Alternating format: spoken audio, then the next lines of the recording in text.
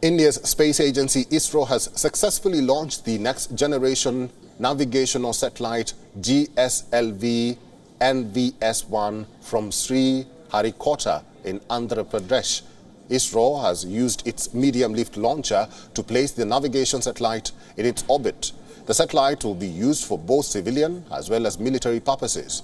NVS-1 is the first in the series of the second-generation navigation satellites built by ISRO's UR Rao Satellite Centre in Bengaluru. This was Indian Space Agency's fourth launch mission this year.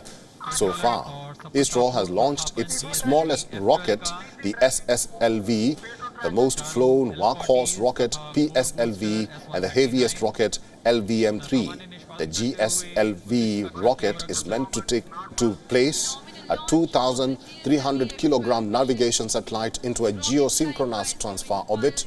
The GTO is a temporary parking orbit into which the satellite will be hauled by the rocket, after which the satellite will independently use its own onboard propulsion systems to perform orbit-raising maneuvers and reach its intended orbit.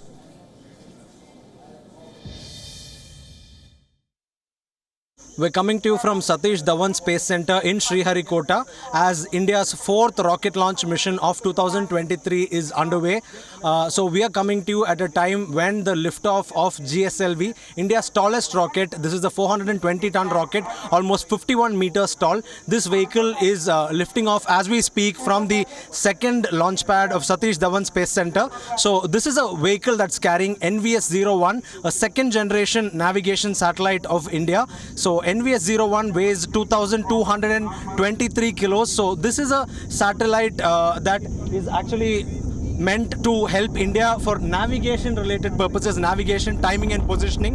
NVS-01 as we speak is being taken to what is known as a geosynchronous transfer orbit. So geosynchronous transfer orbit is a temporary orbit where the rocket, the satellite will be hurled almost 170 kilometers at its closest approach from Earth and almost 35,000 kilometers at its farthest from Earth.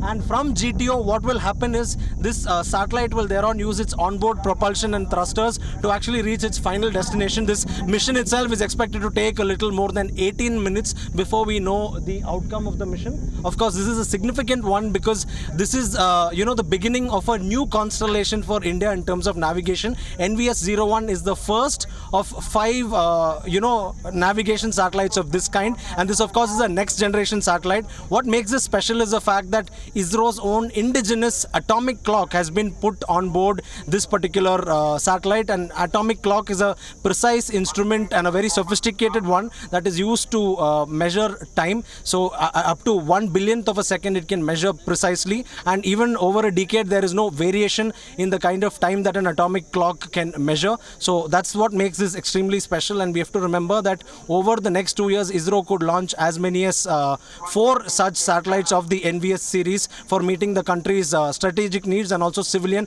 navigation requirements. With video journalist Aragar from Sriharikota, Siddharth MP, WION World is One. WION is now available in your country. Download the app now and get all the news on the move.